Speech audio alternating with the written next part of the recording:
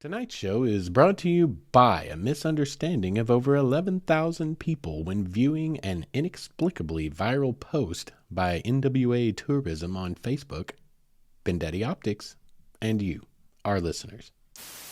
Also, it's my podcast and I can do whatever the hell I want.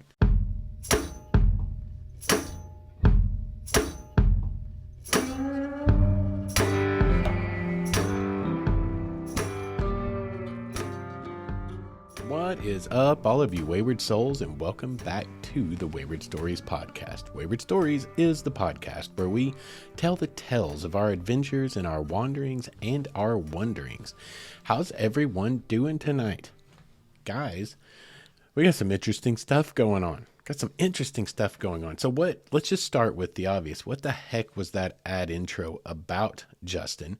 Well, that ad intro was about the fact that we have a lot of new listeners tonight. And do you know why we have a lot of new listeners tonight? Why all of you now have a whole plethora, a whole gaggle, if you will, of fellow listeners? Is because of a whole lot of people's misunderstanding about what link to click from a viral post. What does that mean? Okay, quick story, because this is fun and it's kind of fascinating how humans work. I noticed a couple of weeks ago, one night, I had a inexplicable spike in website views. And I mean, it was like a bunch, compared to normal. Usually we get a few here, a few there, it's a slow growth. It's a slow burn like we've talked about. But I mean, this was like a big spike. And I thought, what the heck? Is this some kind of like a brute force attack by like a Trojan horse or something? Is this some kind of virus? Next day, it went up like triple that. Day after that, and it kept going up. And I was like, what the heck is going on? And I could not figure out for the life of me what was causing this. And I did not believe it was real humans for the longest. I thought there was some kind of weird glitch sending me false readings, or possibly the website was being hacked or something like that. But I noticed people were actually clicking things, and all our podcast listens were going up. The downloads were going up. The YouTube channel started to go up on every possible metric. And so finally it dawned on me, okay, all of these, the 98% of these are coming from Facebook. And I'm like, what the heck ever goes viral on Facebook? And I know it's not something I posted, right? So I just typed into the Facebook search bar, waywardstories.com, into search for posts. And I come to find that my work for Sherpa and a recent, well, you guys remember, we did a whole podcast about it, the riding the rails through the Ozark Mountains, right? When I got to ride the A&M for Sherpa and for NWA Tourism. Well, they posted that. They didn't bother to tag me, but they did, thank God, which they only do like 1 in 10 times, give me credit for writing the post and the photographs. And so anyway, I, in my infinite foresight, had realized that the best thing I could do when wanting to be credited for any of this stuff is put waywardstories.com, right? To send people towards the podcast, because that's what this is really all about anyway. And so sure enough, that post went viral, which I feel kind of proud that as I go back through there was 2 at the same time that were going viral, that were both things that I had written and photographed. And as I scanned the rest of their posts, no one else went viral, just the stuff Justin wrote and photographed. So I felt pretty good about that. But regardless, we had over 11,000 website views in like 5 days time, and a whole lot of podcast downloads. And so we got a whole lot of new listeners, and it's all thanks to people clicking on my website, which was just giving me credit for the photos when I think they were really trying to go see about riding the A&M train. So for all of you that happen to listen to some of the podcast and are here tonight, welcome aboard. Hope you enjoy the show. And yeah, we're going to get moving here pretty quickly. I just had to tell that story because it was hilarious and it was really cool. It was like, I was so lost. Where the heck is all this traffic coming from? And I didn't even believe it was real humans until I figured out it actually was real humans. And it was really fascinating to find that those Facebook posts went kind of viral in terms of Facebook, but they only had like 3,500 likes. I had 11,000 views. That's a lot of impressions, y'all. That is a enormous conversion rate of impressions to click through. It was like, what is that, like 100,000%, or it's like 10,000% more than what people actually even interacted with the original post. They clicked and came straight to the website, which a lot of you probably felt short shrifted. But hopefully you figured out you could just Google to go actually find a way onto the train. And I am happy for any of you that managed to discover the podcast this way. And I'm very grateful for that. And we're happy to have you here tonight. So with that said, we will do housekeeping really quickly. And that is, if you do like the show, please subscribe wherever you're listening. And please like and share. Please tell your friends, word of mouth. And the biggest and most important thing you could ever do, and garner the gratitude of my little wayward son heart, would be to write a review and give us a rating. Hopefully 5 stars. Hopefully we're worth 5 stars. Either way, if you could rate and review, we would greatly appreciate that. And if any of you would like to get in touch, mywaywardstory@gmail.com. I love to hear from listeners. And if you got any great stories or great itineraries, we sometimes try to work those into podcast episodes, because that's what we're all about here, is telling our stories of trying to find ourselves, chasing our passions in order to find ourselves. That's what this is all about. So feel free to get in touch. And I don't guess I need to restate the website, because that's how you found yourself here to start with, waywardstories.com. We'll do it anyway. Anyway, guys, let's get into tonight. What are we going to talk about? If you've looked at the website or the podcast title, got website on the brain now. If you listened or looked at the podcast title, we're going to go on some road trips tonight to some battlefields here in the Ozark Mountains. I wasn't even sure how to title it. I was going to say Battlefields of Western Arkansas, but then I realized, well, I'm going to delve into Missouri and Oklahoma as well, and anarchist as I might be, I just felt that'd be a little deceiving. So I thought, you know what? They all sort of tie into the Ozarks, more or less. So what are we talking about? Battlefields. Like Wayward Stories, right? We talk about a little bit of everything. Again, the whole idea from the jump is chasing our passions, the things we care about, and attempting to find ourselves in doing that. And it has a whole lot to do with travel. It has a whole lot to do with getting outside. And the goal in the end, and I'm restating this for all of the new listeners, so the rest of you just hang tight for a minute, is to hopefully get you up off of your butts and get you out living your life. And along the way, hopefully you come up with some cool ideas of new stuff to go check out. I hope that all of you don't actually check out tonight, because when I say battlefields, you probably immediately think this is some more of that nerdy history stuff Justin does, and it might be just a little bit. But what I'm here to tell you is I'm going to keep it extremely high level, because I know I will bore you to tears if we really get into it. What I want to do is give you some ideas of places you can go on a road trip, places you can get some more stamps for your national parks pass and stamps for your state park passes, as well as some awesome places to eat, and basically just some new ideas, some new things you can get out and do. And I think that history, when it comes down to it, though most people kind of start yawning, if you are going to a place where something extremely significant happened, even the most anti-history caring for person in the world can actually kind of appreciate maybe the gravity of where they're at. I see this all the time down at the historic site here in town where I do interpretation. I've yet to have someone that wasn't really, really engaged after I get done telling the stories, and it has a whole lot to do with their standing in the footsteps of some extremely famous people on the ground, of some incredibly significant events. And somehow that hits everyone. It hits everyone everywhere. So hang around tonight, because you're going to find, if nothing else, some really awesome road trip drives, some scenic drives, as well as some great places to eat, because I'm going to try to keep it interesting for everyone. And also you might learn just a little bit along the way.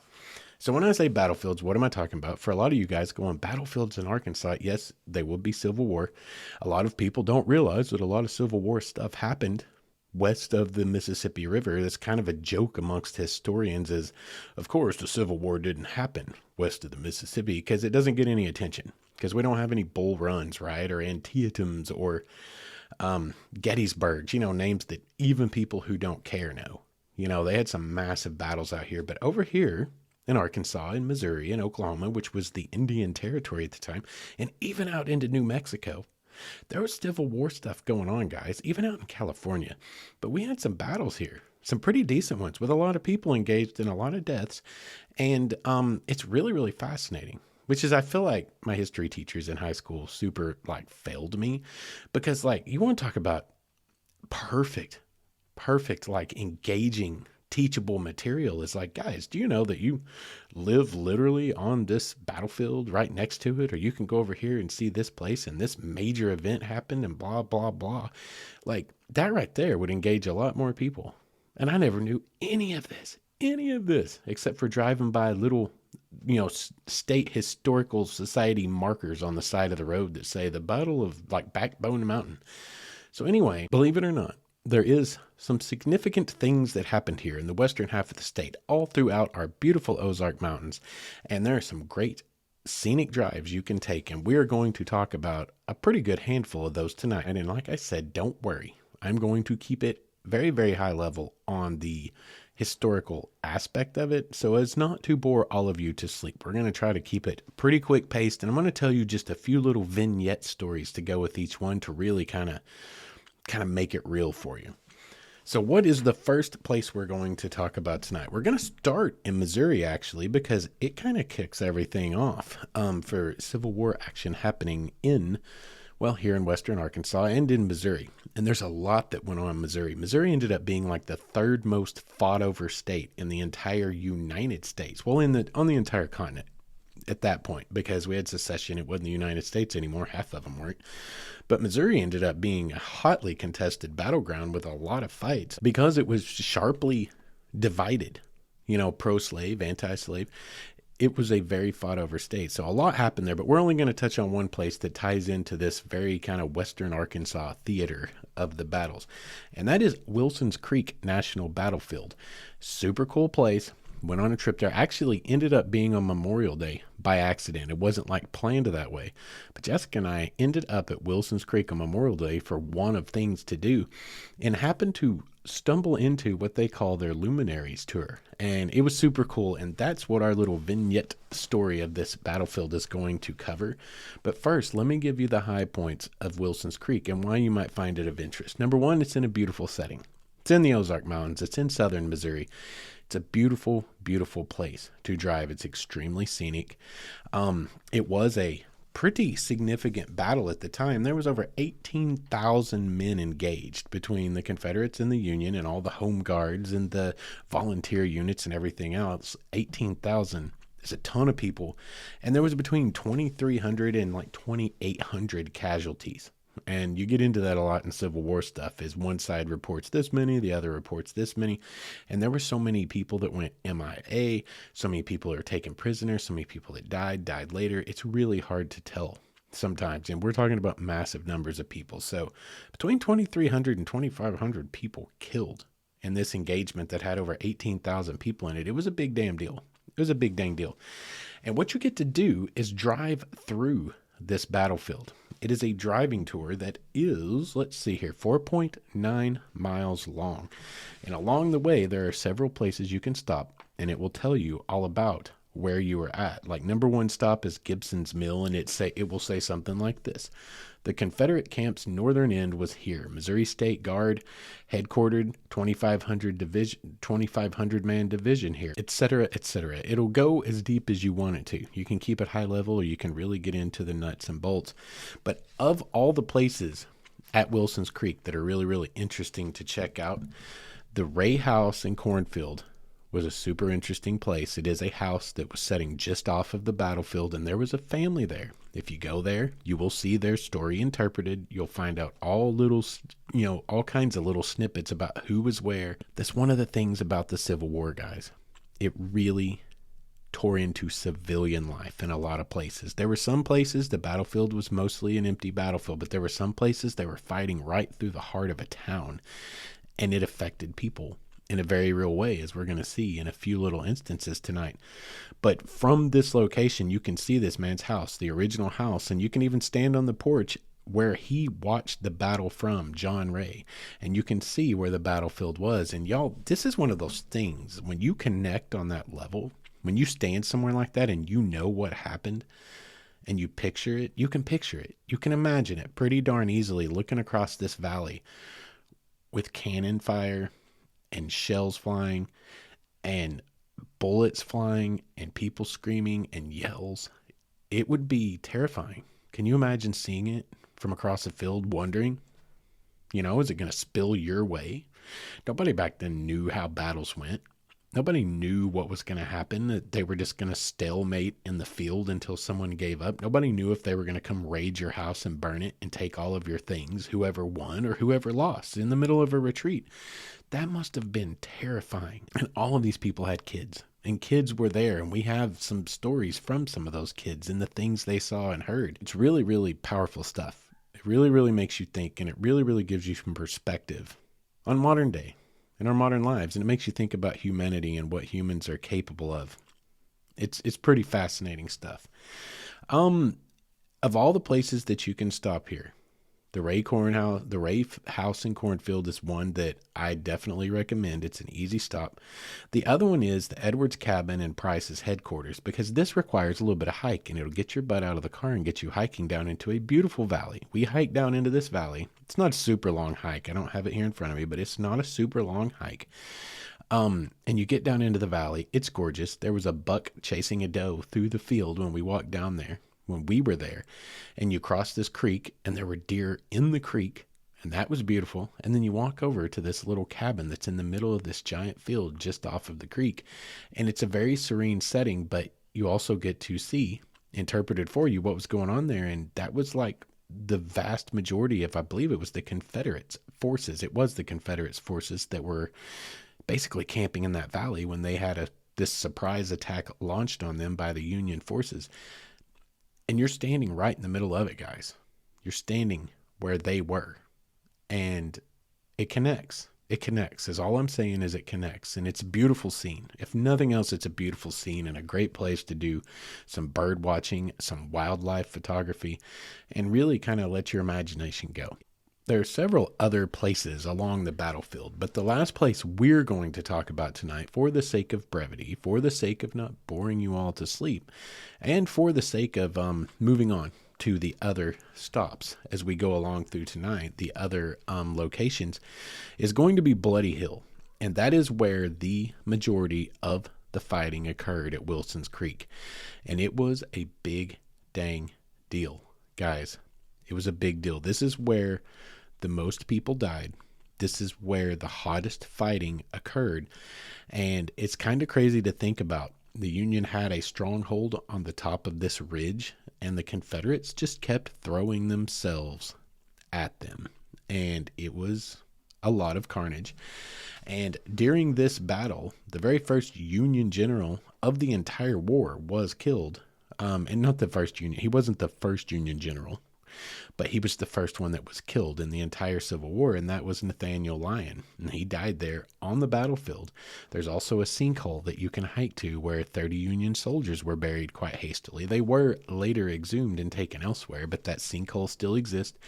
There are cannons in place to cross Bloody Hill where you can see what's going on. And this is the story I want to tell you, the vignette I want to tell you about Bloody Hill and about our time when we went to Wilson's Creek. My story revolves around the fact that we were there when they were going to do this Luminaries tour. And what the idea of the Luminaries tour is they get little like white paper lunch sack, they fill the bottom with sand, and they put candles in them.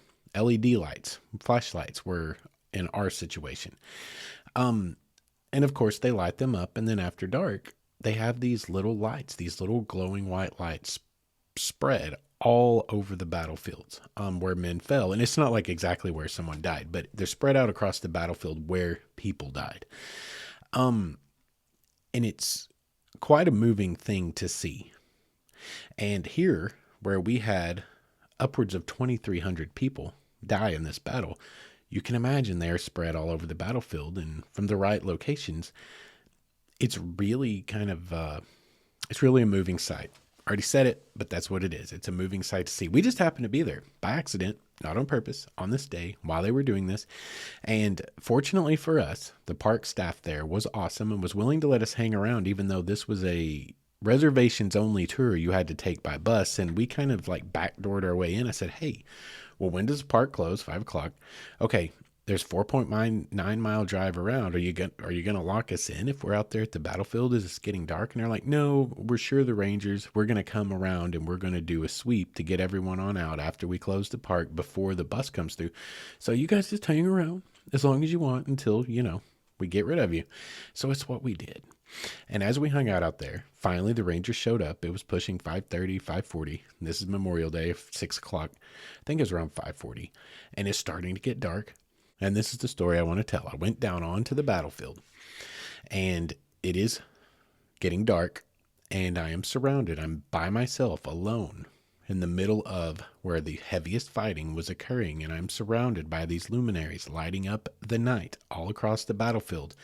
And I'm there thinking I'm going to take a picture of a cannon, which you will see if you go to Instagram, because I'm going to post it as the image for tonight's episode. This is going to be our thumbnail on YouTube as well. And I'm going to get this picture. And as I'm standing there alone in the dark, in the middle of a field where a huge number of men died, upwards of 2,000, in front of these cannons, trying to get this photograph, it hits you, right? It hits you. The gravity of what's going on. And this is one of those moments that I talk about on the show sometimes, just like when we saw that sundog and we talked about it back in the Grazing Arizona episode, just last episode, or when I was in California and I just happened to be at Pfeiffer Beach, one of the 10 days out of the year that the sun sets through the keyhole arch. Unless you're out there living, when these moments happen, you will miss them. They are happening all over the world every day. But unless you're out there, you can't happenstance stumble into one. Well, I stumbled into one here on this night. I'm on the battlefield. I'm out there amongst the luminaries. I'm below this cannon, setting up the shot to get this photograph, to try to tell this story. This is what this is about. This is about sharing and telling these stories. And as I'm all alone down there. It's cold. It's dark. And I said Memorial Day. Let me back up. It was freaking Veterans Day, because I was like, what's it doing dark at 5:40 on Memorial Day? My brain just freaking fried. It was Veterans Day. So forgive me. It was getting dark. It was nearly dark. It was around 5:40. It was freaking cold. And I'm standing there going to take this picture. And suddenly I hear a hoot owl in a tree to my, I would say, I think it was probably the northeastern side. And then to my west, another hoot owl starts to talk back. And they are talking across this battlefield where over 2,000 men died. And I don't know, you guys know I'm a history nerd. I'm all about folklore and legend. And for any of you that know anything about folklore, the world over, hoot owls, any kind of owl actually, but owls usually are viewed as portents of death or harbingers of death. Perhaps they are bringing it. Perhaps they are warning of it. Perhaps they are simply lamenting it. But owls are associated with death. And y'all, in that moment, I just had chills. It was such a moment. I'm on this battlefield where so many men fought, for better or worse, for what they believed in, and paid the ultimate price. On Veterans Day, the day that we honor people who paid that ultimate price as Americans, and two hoot owls begin a conversation across this dark battlefield as I look up over the horizon and these cannons backlit and lit from beneath by these soft glowing white lights spread out all over the battlefield. And let me tell you something. That was a moment. No matter who you are, if you were there to witness that is a moment. And it's one that I'll never forget. And I'm not that big into Civil War history. I'm getting more interested now that I'm down here at Fort Smith, interpreting when I have the chance and learning and training. I'm getting more interested, but it's just never really been my thing. And I just say that to point out that Civil War stuff is not really my thing, but I had a moment there just because of kind of the gravity of the situation. And I think that's the value that these places bring to all of us, even if you're not super interested in the subject matter, guys. There are stories there to be told that are human stories, no matter what, that connect to all of us if we're paying attention. And it's that expansion of us as humans, the thoughts that it causes us to chase, the awareness that maybe we gain of ourselves and the world around us, the world we live in, how we interact within it, how other people have, that we learn. And we learn more about us. And at the end of the day, we become a little bit broader of a person. We become a little bit more enlightened as a person. We become a little bit better as a human being. And that's why I'm all about chasing your passions, whether it's nerdy history like me, or hiking like me, or paddling like me, like all the things. My interests are broad. Yours may be a little less broad. You may not care that much about one or the other. But the whole idea is there's something there, out there, that is not found sitting on your couch or waiting for life to happen. You have to make life happen. And that's why I bring you these stories. But anyway, that is my story of our time at Wilson's Creek, which ended rather unceremoniously. It was a magical moment. And when I walked back to the top, it was about time for us to go. And we were ready to pack up anyway. But then a gentleman who was armed came along. And he was more grumpy than the other wonderful park rangers. They're like, we don't care, hang around. It doesn't really matter to us. Well, it mattered to him. And he informed us in no uncertain terms that the park closed a long time ago. And we were like, cool, we're out anyway. And it ended up being a really, really great adventure that came out of nowhere. And it's just one of those things, guys. It's just one of those things. You got to be there to experience it. So get off your butts and go experience it. So anyway, that is the battlefield of Wilson's Creek. And you can go down that rabbit hole as far as you want. There are people out there that get into the Civil War, and you guys, they could spend the rest of their life just picking apart one battle and all the movements and who was involved. And you can take it as deep as you want. You can keep it high level, show up, drive around this beautiful park, and then go grab something to eat down the road. Or you can go as deep as you want to. And I leave that to you to decide for yourself. But we're going to move on to our next battlefield before we go to break, and then we will come back with a few more. But before we go to break, let's go down to Pea Ridge, which is in Arkansas, and it was a major engagement in and of itself in northwestern Arkansas in the Ozark Mountains. Pea Ridge saw nearly 17,000 men engaged and had 3,400 casualties. So we're talking on the order of 1,000 less men engaged, but 1,000 more men killed on the battlefield. Pea Ridge is a very well preserved battlefield. It is very well interpreted, and it is itself a 7-mile driving tour. And there's a lot going on in Pea Ridge, and I'm going to try to hit the high points for you guys here. Now, Pea Ridge and Wilson's Creek, both National Historic Sites. So at both of them, you can get a National Park stamp for both locations. And I believe definitely Pea Ridge. I'm not so certain about Wilson's Creek. Pea Ridge for sure. You can also get a National Historic Site stamp for the Trail of Tears National Historic Trail, because the Trail of Tears did come right across the old wire road that passed right through Pea Ridge. And part of why that battle unfolded the way it did was the old telegraph road. Anytime you see old wire road, usually that means that was the road that ran alongside where some of the earliest telegraph wires were strung from one place to another. In this situation, it was from Springfield, St. Louis, and Springfield down to Fort Smith, which is where I'm at, because Fort Smith, in a way, was kind of a little bit of the center of the universe over here in a very real sense, and as much as the Civil War goes, which we will talk about a little bit later. But as far as Pea Ridge goes, 1,000 more men perished, over up to 3,400, and there was 17,000 engaged. It's a really cool place. All of these places have beautiful museums, guys, that are really well interpreted. You go in, you can get a background on that particular battlefield in general, and a lot of them very heavily kind of lean into showing you the civilian side of things, because the Civil War was fought here, obviously, on American soil, and that's the likes of which no one of us has ever really seen since that time, right? And it was a ginormous scale human disaster. And we will touch on that just a little bit as we go along. Again, I'm going to keep things high level and just tell the little vignettes. The main thing that you're going to run into at Pea Ridge, again, a 7-mile driving tour. which is super neat. It's beautiful. Ozark Mountains, again, it's up on the plateau. It's up in the Ozark Highlands. There's a beautiful overlook, and it is, let's see. Well, we have the west and the east overlook, and both of them offer you a very good view of the entire battlefield. Also, just before that, you have Leetown and the Leetown battlefield, which was a portion of the battlefield here, and it's also where two Confederate generals were killed near this location, Ben McCulloch and James McIntosh. Y'all, I mean, again, Civil War was a different time, a different kind of warfare. We can't imagine like losing a general, in our modern wars in Afghanistan and different places. They're not even anywhere near the front lines. Well, the Civil War was different. Elkhorn Tavern is one of the coolest places that most people are going to want to check out.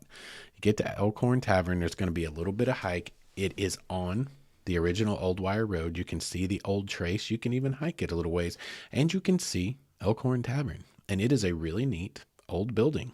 It is not the original building, but it is a reconstruction of the original. You can get an idea of what things looked like there. And again, it's going to be very well interpreted and tell you all about the battle, the fighting, the people that were there. And again, the just kind of wholesale destruction, guys. And standing there, again, on these battlefields and even walking down Old Wire Road, it can transport you somewhere else. And there's something about that to me that I just find absolutely fascinating. It's just very, very engaging. And again, I think the big story that we take away from the Civil War, hopefully, me as a historian, what I hope people take away is a deeper thought process about how we handle incredibly contentious subjects. Slavery, obviously, incredibly contentious subject at the time. But did it need to come to what it did?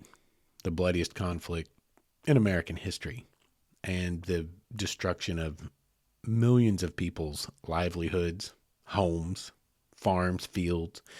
Did it need to come to that? We have a lot of contentious subjects today, and I think we handle them a lot better. I mean, we get in flame wars on Facebook, right? And that's just a whole different subject. But the point is we're not killing each other wholesale, right? And I think that we learn. I think that we learn from these kinds of things, but it's really, really valuable in my mind to go and see the places where, some of the darkest periods we've ever faced as at least Americans. There are darker periods in history in other places, but this one's pretty dark no matter how you count it on a scale. And there's value in that, connecting to that and understanding it. Trying to understand it's a better way to put it, because sometimes it can be a little bit inexplicable and hard to understand. But Pea Ridge is a beautiful, beautiful national park site, national historic site. They have a wonderful museum. It is a beautiful park area. The battlefield is amazing. It's very, very cool. There are cannons freaking everywhere. If you were into photography and also wildlife, we saw deer everywhere at this site as well.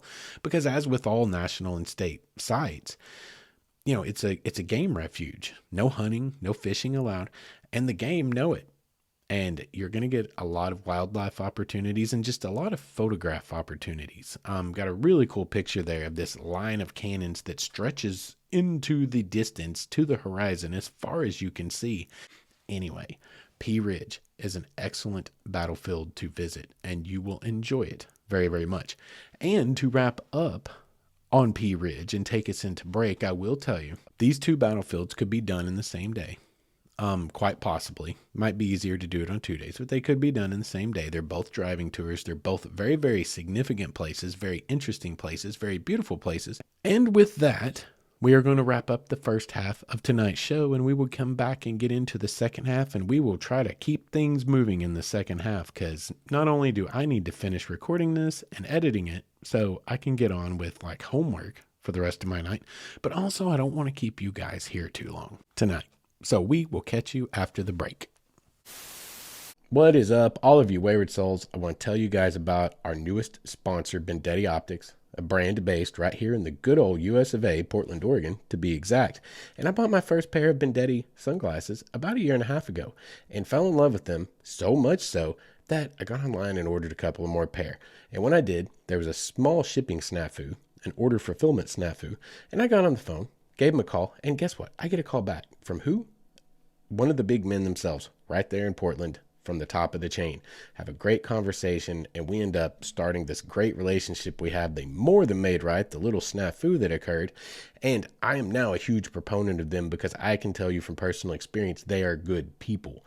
And they're trying to compete with the big boys out there coming in at a price point of about $40, but using the exact same frame material, TR90, and the same polarization process as the big guys. As it turns out, something I think we are already probably knew in our hearts, when you buy big name sunglasses, you're buying a big name, not necessarily any more quality than you can get somewhere else, like at Bendetti Optics. They have 29 different styles. They have multiple polarization options for whatever climate you happen to live in. And they back it up with like this lifetime guarantee that if your dog eats your sunglasses, it doesn't matter how you break them, send it back in with a check to cover shipping and handling and you're golden. You got a new pair on the way. These guys are truly trying to do it right. And they have this philosophy that a really good pair of sunglasses should not cost you so much that you are afraid to wear them. And I think all of us outdoorsmen can relate to that. So if you guys, like me, are very practical and like to get more bang for your buck and wear some great looking sunglasses, check out BendettiOptics.com. That's Bendetti optics.com, or you can go over to Instagram/Bendetti Optics. And that I highly suggest, whether you buy a pair or not, just to check out the cutest pupper you'll ever see modeling sunglasses. Once again, that's BendettiOptics.com, and make sure and let them know Wayward Stories sent you. And welcome back. Thank you guys for sticking around through our sponsor break. All right, let's get this road trip back on the road. The next two places we're going to go kind of go hand in hand. They kind of go tandem because, well, they're very close together, and that's like not coincidental. That's quite incidental because the first was a battle that happened that set off, was the impetus for the second battle that happened. And the first one is the Battle of Cane Hill. And it's just a few miles away from where the Battle of Prairie Grove occurred. And one of the two is a state park, Prairie Grove State Park, and we're going to hit it second because in order, it happened at Cane Hill first. Again, I'm not going into the details of why these battles have happened. All I can tell you is everyone wanted Missouri. The Union wanted to make it into Arkansas and get a backdoor into a way to kind of flank the entire Confederacy. And they really, really needed to keep Missouri as a Union state because it was kind of a pivotal swing state. And of course, that's why the Confederates wanted Missouri, is because it would have been a huge boost to their war effort to try to strangle out the North. So a lot of this gets really ferocious up here. And it's not just because of the importance of Missouri, and its status, whether it's going to be free or slave, Union or Confederate. It's more than just that.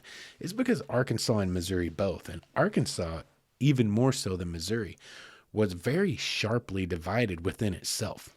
You know, the entire Civil War, we talk about the fratricide, right? Brother against brother, cousin against cousin. Two men on the opposite side of battle lines that may have had their hand in the same cookie jar in the same grandmother's house because they are truly related. And they lived out a life together until they became sharply divided over a matter of great moral implications. And in Arkansas, it was a particularly divided state. And a lot of that had to do with the line of demarcation right along really the Ozarks, where southeastern Arkansas was a heavy cotton producing portion of the state and had a lot of slavery. And in northwest Arkansas, while by no means was slave free, it was a lot more Union leaning. And there was a whole lot of ferocity that went on in a lot of these battles because it was very deeply personal to a lot of people.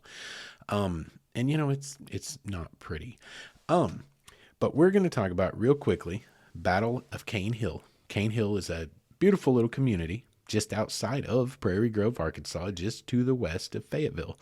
And it's a very interesting place. What you're going to find if you go to explore Cane Hill is a very, very historic cemetery with a lot of very, very old graves in it. There is a grave in there that has a Revolutionary War veteran in that cemetery, and we found that grave. It was very fascinating.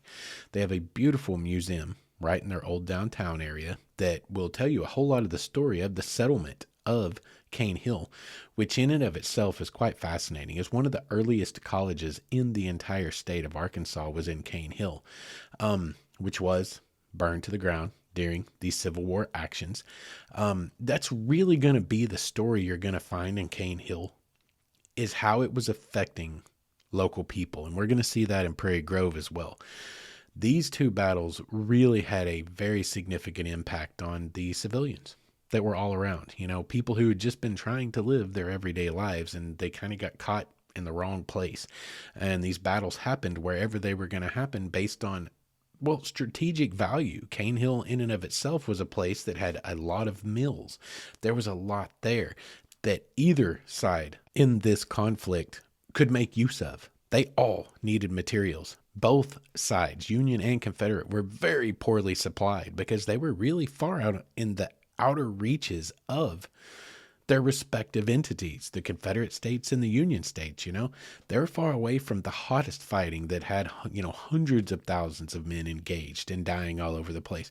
And so they kind of didn't get first dibs on all the great goodies.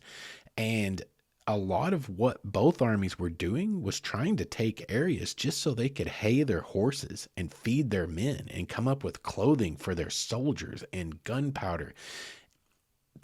The civilian populations get very heavily affected in the Trans-Mississippi Theater, is the best way to put it. And you're going to find a lot of that at Cane Hill. But what's very cool about Cane Hill is you can take their driving tour. I have the sheet right here in front of me, and I'm not going to get into this because it's turn here at Fly Creek Church and go there for 0.7 miles. And then over here is where so-and-so had their camp. And over here is where this skirmish occurred. And you would be lost, as I would be lost, trying to tell it to you. But if you go to Cane Hill, you can get these directions for the driving tour, and you can make their little driving tour and see how this battle unfolded, because it was kind of a running battle. There was a bit of a standoff for a minute, and they traded blows, but then it became a retreating action, and it became a pretty long battlefield because they were fighting their way as they were trying to get away, where the Confederates and Blunt and the Union held the field and ended up staying there in Cane Hill, which is what set up the Battle of Prairie Grove, which became in and of its right a pretty dang significant battle and really marked the end of the Confederates' attempts at holding the Arkansas Territory. They were done at that point. Missouri was solidly going to be Union, and it was really a big point in the war for this Trans-Mississippi Theater and for the Union in general, because the Union, I don't know, you guys aren't into Civil War history, that's fine, but the Union didn't do so hot at first. It didn't look so good early on in the Civil War, and they needed all the wins they could get throughout the entirety of the conflict, which lasted, 4 years, a long time. But anyway, once you go out and check out Cane Hill, go to the museum, check in with the folks there and learn a little bit about the history. Let them tell you. Cane Hill is an incredibly historic place in all of Arkansas. Very, very early settlement, very old. Very, very old. And they can give you all of the details and really fill you in and show you some of the historic properties there in town and set you up to see their little driving tour here about what happened at the Battle of Cane Hill, and also set you up for how Prairie Grove happens. And that is where we're heading next, to Prairie Grove, where you can get your state park stamp, and you get to take a little driving tour in and of itself. And if you play your cards right, you can get a battlefield tour. You'll just have to check in with them, and you can have Miss Madison Griffin give you a battlefield tour. She was someone who spent 10 years over here at Fort Smith, where I was, and was a protege from the same guy that is teaching me how to be an interpreter. And anyway, she did a great job. We just happened to stumble in there on a day when she was going to be giving a battlefield tour, and we got to take a little walking hike down to where the heaviest fighting occurred at Prairie Grove. And it's very, very fascinating, again, to walk amongst where these things happened, and have, especially if you've got a professional interpreter like old Madison is. She did such a great job, guys. It was very, very engaging, and it was so informational, and it makes it real to you. You get the stories of what was going on at the time. And the number one place you're going to end up at if you take that little tour, and also you take the driving tour, you can end up at all of these places. They have their driving tour. It is a 5-mile driving tour with several stops along the way. A whole lot of early structures that would have been there in the community early on, as well as this is like the best preserved battlefield, or one of the very best preserved battlefields in all of the United States, which is saying a lot, y'all. It has not been looted indiscriminately like many of the other battlefields in the after, in the years that followed after. It's a very well preserved battlefield. They have a beautiful museum that tells the story of Prairie Grove and why it was significant, how it was kind of like the final hurrah for the Confederates, and it was over for them in the state of Arkansas, more or less, except for guerrilla warfare. And it also interprets a whole lot about, again, the locals, the people that were affected. And I'm going to tell you a short story from one of the locals' perspective, and we're going to exhibit one of those little vignettes I talked about to kind of give you an idea of why these places are so important to remember, why they're so important to go to and see and get these stories. Again, these stories in and of themselves are kind of wayward stories. They're kind of lost to history because time goes on. We all move on and we forget about the human toll. And that's what this life's all about, y'all. I don't know. We forget that, I think, all the time because we've become quite desensitized to everything in the world due to just the proliferation of media of all kinds. But like at the end of the day, it's all about the fact that we're humans and we're here and we're trying to survive together. And we have to survive together or we're just kind of screwed, man. This planet's the only one we got. There may be some more out there, scientists have proven, but we're not getting there in our lifetimes, right? So we need to figure out how to work together and be decent humans on this one. We need to do that first. And it's these kind of things that I really feel help us all to be a little more understanding, have a little more perspective, be a little bit more well-rounded in our understandings of just kind of how everything works and how things can devolve so quickly. And they're cautionary tales. Anything with any kind of major catastrophe, like say the Civil War in the United States, is a cautionary tale, or it should be taken as such if we're like doing it right as human beings. But anyway, the two places that I'm going to talk about on this driving tour, or you can do it again as a hiking tour, and it's a combination of both if you go get the full experience, is the Borden House and the Orchard. Now the Borden House had the unfortunate distinction of just happening to be in just the wrong place at just the wrong time. Basically, this battle happened and raged all around it, and poor Bordens, because they weren't going to have a house when this was all over with, right? Anyway, I'm going to give you actually what it says here in the parks brochure about the Borden House, because it's like less than a paragraph. The heaviest fighting of the day took place around this house and orchard. After the battle, General Herron reported 250 dead within just a 100-yard radius of the house. One soldier stated the ground was muddy with blood on the hillside where Confederate cannons under the command of Captain William D. Blocker sat during the battle. More information about this area can be found by taking the short walk to the Borden House. So they were trying to hold this position, and they were trying to take this position side for side. Everyone wanted this position, and those cannons were kind of a problem, and a whole lot of men died there. And I will also tell you about the orchard quickly because it's attached to the Borden House. This was their orchard, and it was during the first Union charge that the 19th Iowa Infantry reached the southern edge of this apple orchard before heavy fire from Shelby's cavalry to the east halted their advance. Lieutenant Colonel Samuel McFarland died instantly when 9 musket balls penetrated his body. The 37th Illinois Infantry entered the orchard during the second charge, and they were also forced to withdraw. Then the 26th Indiana Infantry charged just east of the orchard during the second Union charge and suffered heavy casualties before retreating down the ridge. Long story short, 3 different regiments tried to attack that orchard and walked into basically a crossfire that had been set up. And they lost over 50%. They had 50% casualties in this one little area. That's brutal. That is brutality. And you can go out there and you can even pick the apples in that orchard when they are in season and they are ripe, and you are welcome to do that. You are encouraged to do that. And all I'm saying is, again, the human connection. You walk the ground where these things happen, and you cannot help but feel the gravity and the weight of it. And you can walk all around this boarding house. And this boarding house is original, but it's not the one that was there because it burned. But this is not like a much later reconstruction. This is a right after the war reconstruction by the same family in the same footprint of the house that it was. So this in and of itself is still a historic house. And you can go and stand right where all of this happened, and you can look around and you can look down on the fields below you where the Union was trying to charge up this hill, and you can seriously get a taste of what it might have been like. Let your imagination go, and it's pretty deep stuff, y'all. But it's good stuff. It's good stuff to get in touch with, I think. And it's just a beautiful location. Again, we're still up in the Ozark Highlands. We're still in the Ozarks. We're still in just absolutely beautiful territory. And Prairie Grove itself is a neat little town, y'all. So you need to get out and get to all of these battlefields. But these two in particular are two that pair well together because they go together. They're just a few miles from each other, less than, I would say, 15 minutes driving distance from each other.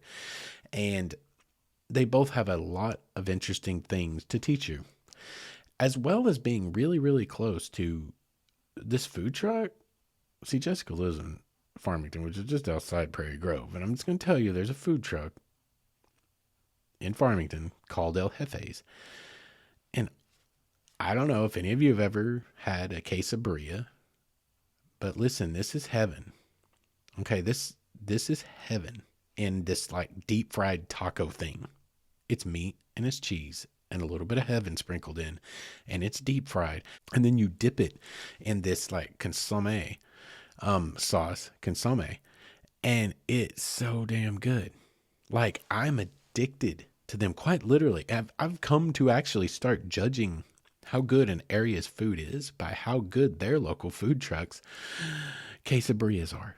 And as a matter of fact, I'm starving right now, and I'm glad that I'm going to Farmington this weekend, because you know what? It might be time for another quesadilla. Anyway, let's come on down the hill a little ways. Let's start closing in on wrapping this up a little bit. You know what? Before we roll into Fort Smith, and we're just going to do a little quick sweeping action at Fort Smith. I'm not going to get super deep into it because there's actually several little things around here that I think that you will find interesting for a multitude of reasons. But I do want to jet over into Oklahoma real quick, which is just off the edge of the foothills, the rolling foothills in the Ozarks, in the green country. And that would be the Battle of Honey Springs. And it is a place that is ran by the Oklahoma State Historical Society. And what I'm going to tell you about Honey Springs, I'm going to tell you this real quickly, again, keeping it incredibly high levels so we don't really get into the down and dirty and run all of you off. They have an incredible brand new visitor center, first and foremost. It is gorgeous. And they have one of the most incredible introduction, like orientation videos. You know, there's always orientation videos at national parks, state parks, historic sites.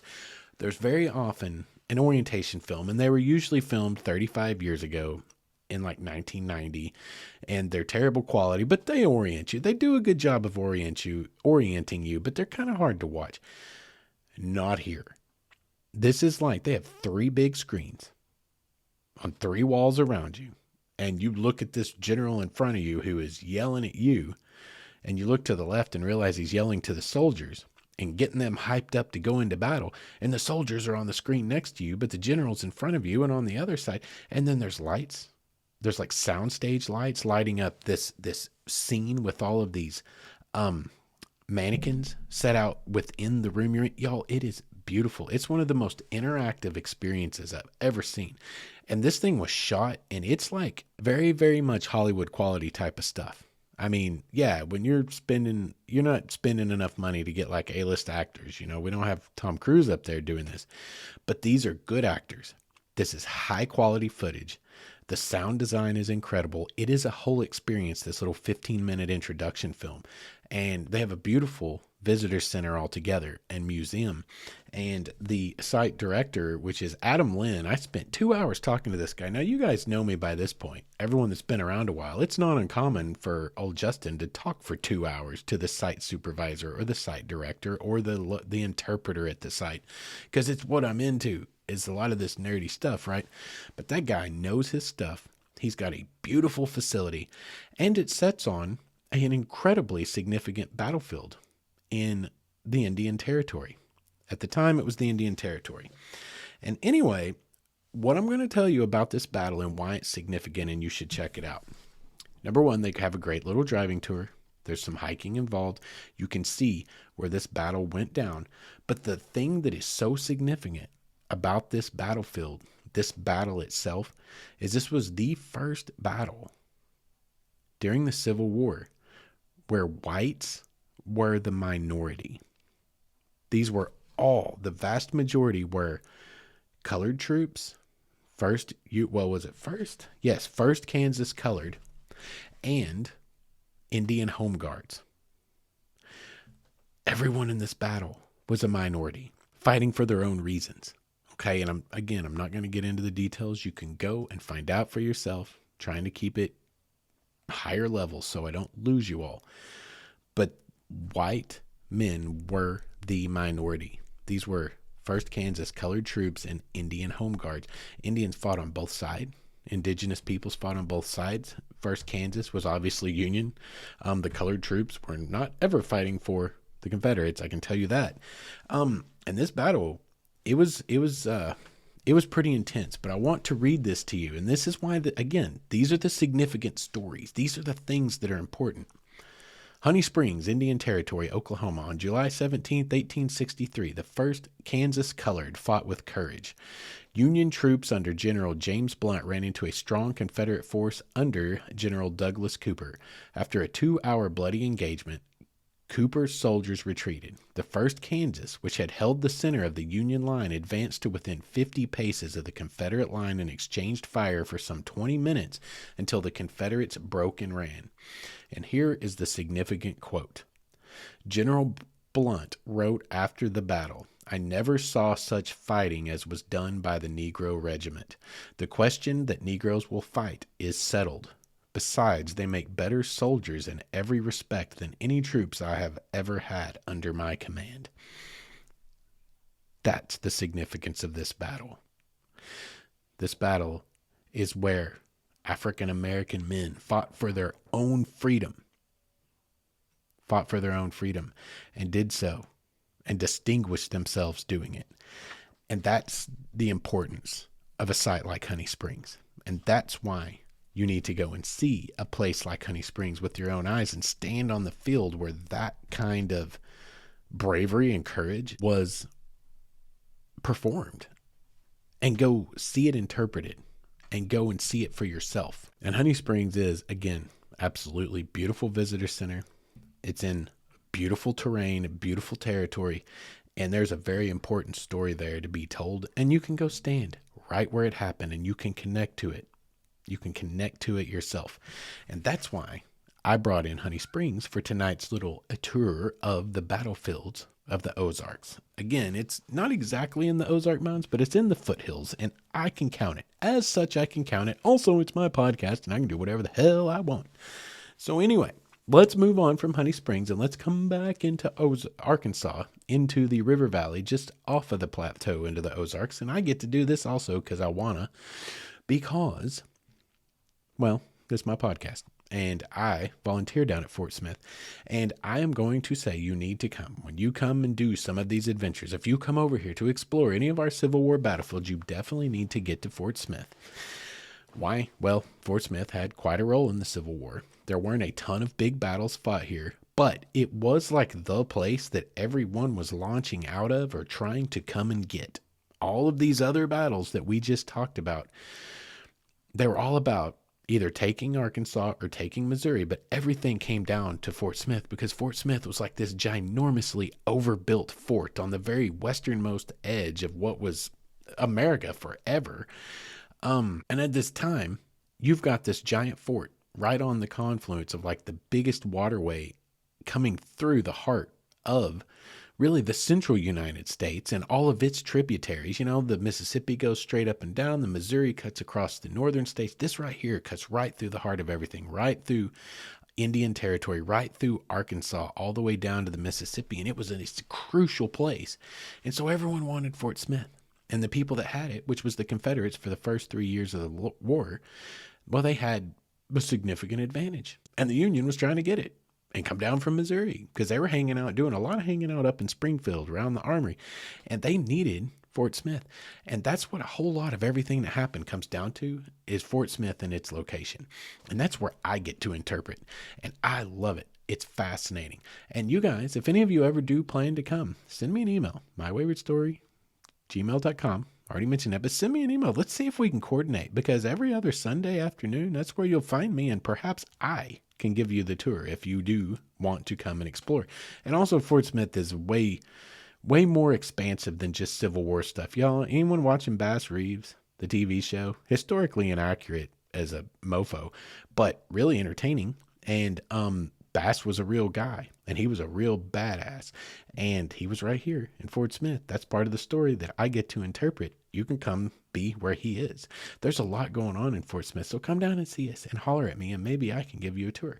But when you come to Fort Smith, what you can expect to find is interpretations of, and to be able to stand in the place where so many things happened. I mean, I could take you from Fort Smith right down Towson Avenue to Burger King. And if I set you there at Burger King and we could go back in time 150 years, what you would hear is cannon fire from the top of that hill, because it was one of the field forts and a battle occurred right there on Towson Avenue. It was the Towson Road at the time, or the Texas Road. It was one road called the same thing.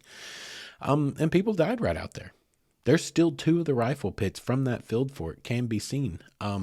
They're heavily eroded, and you have to know what you're looking for. And they're on private property, but that's all that exists of any of the earthworks that were around Fort Smith, and they were extensive. And you can go stand right where these things were. When you stand on the grounds at Fort Smith, you stand right where men and this is an interesting one. I'm going to tell you this real quick. This is one of the vignettes that I talked about. We're going to talk about Fort Smith mustered in the 11th U.S. Colored Troops. This was another colored troop division, and Fort Smith mustered in these guys, and they were stationed right there at the fort for a portion of the war.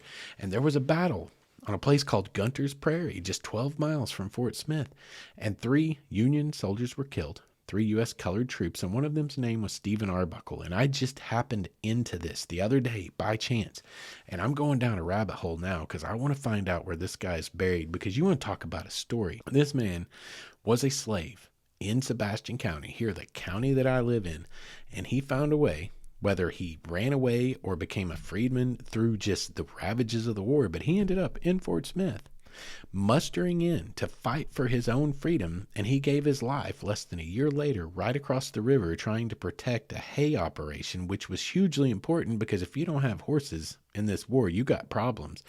And they were over there trying to protect a hay operation. They came under attack from Indian Home Guard under Stand Watie, or Waddy, depending on who you are and how you want to pronounce his name, which was the last Confederate general to actually surrender. He was a Cherokee man. And anyway, this guy died, and he died in a horrific fashion. He did have his throat. He was shot, and as he tried to get away from that after he was shot, he had his throat slit, and then he was disemboweled. He was literally gutted. There was ferocity. That's all I'm saying. There was ferocity amongst people, and it's horrid. But this guy mustered in right there here at Fort Smith. He went out there. He perished right there, and he's either buried on that prairie or he was brought back here to Fort Smith.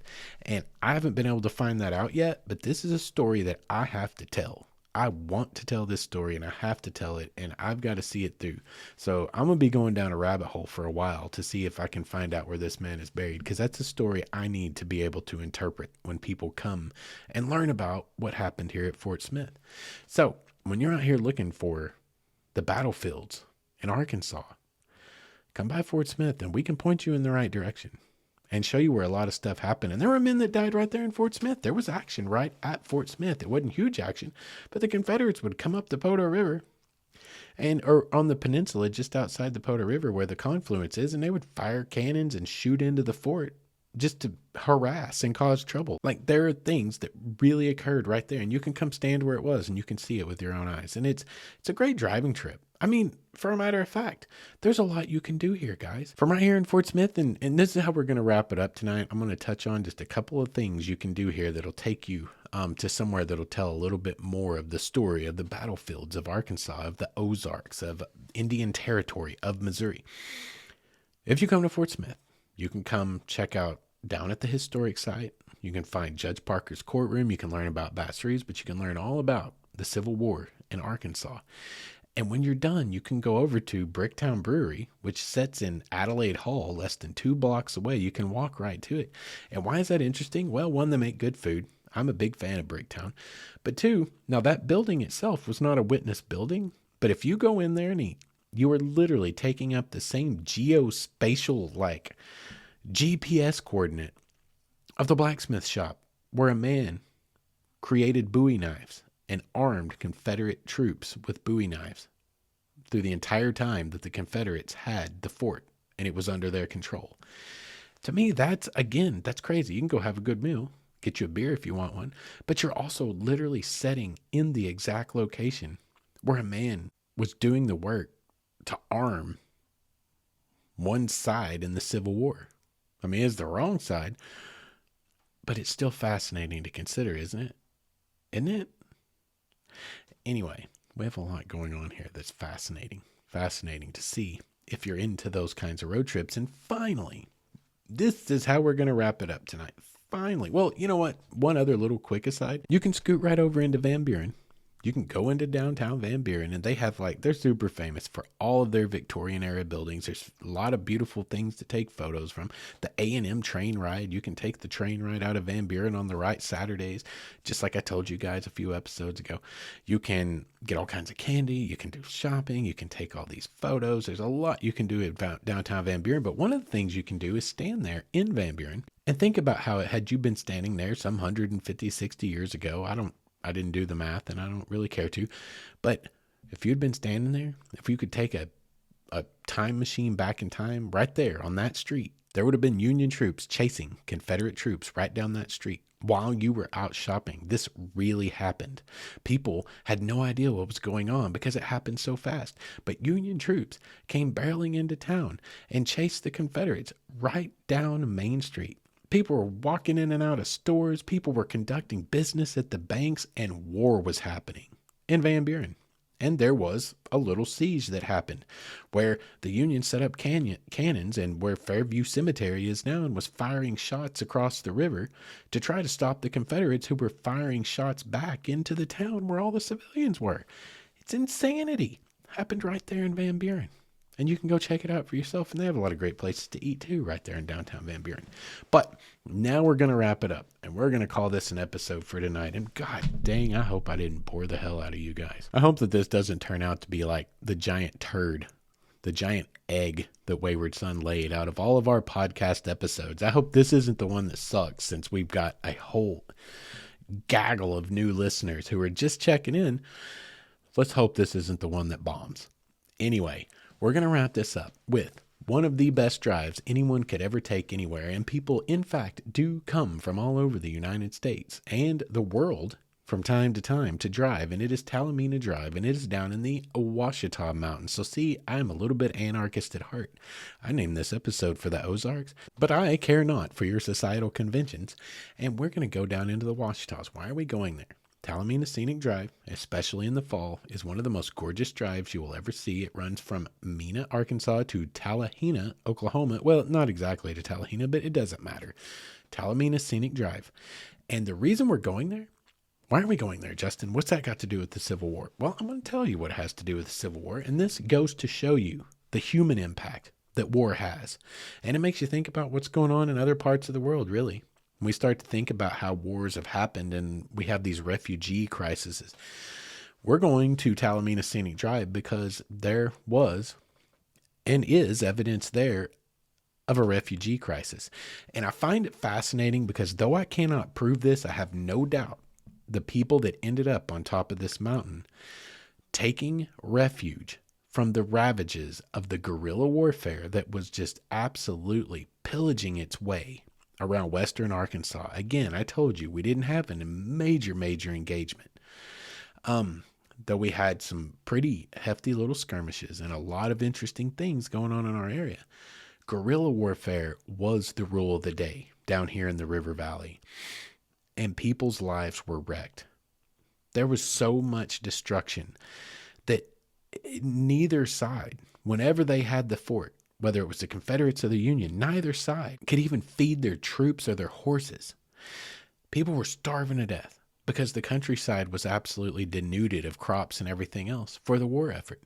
And you had guerrillas from either side, the opposite of whoever was in possession of the fort at whatever time it was, going through the countryside, just wreaking havoc and hell and destroying people's lives and raiding and raping and pillaging and robbing.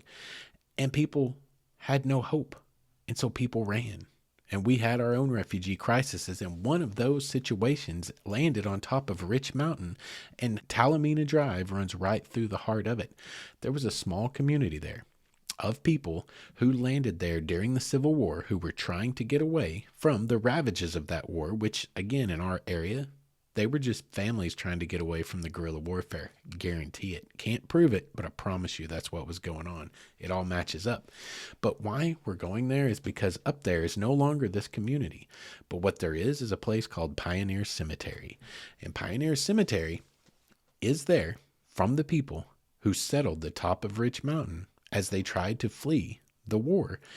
And it has a very interesting story within it. Number one, it's just the place that shows you this is what happened. You know, this is the kind of outcome that you can expect from an event like this. It makes it real to you. It helps bring it home.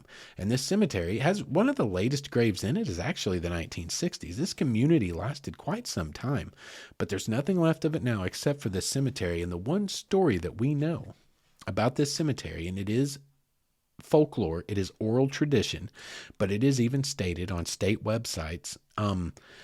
It is stated as, you know, a part of the oral tradition, and I actually don't have a whole lot of reason to doubt it. But the supposedly first grave that was in that cemetery was that of a young girl who went out at night to get water for her family. She had a sick family, and she went out to the spring in the middle of the night. It was in the winter, and she was going to bring water back, much needed for everyone who was sick, probably to help with a fever.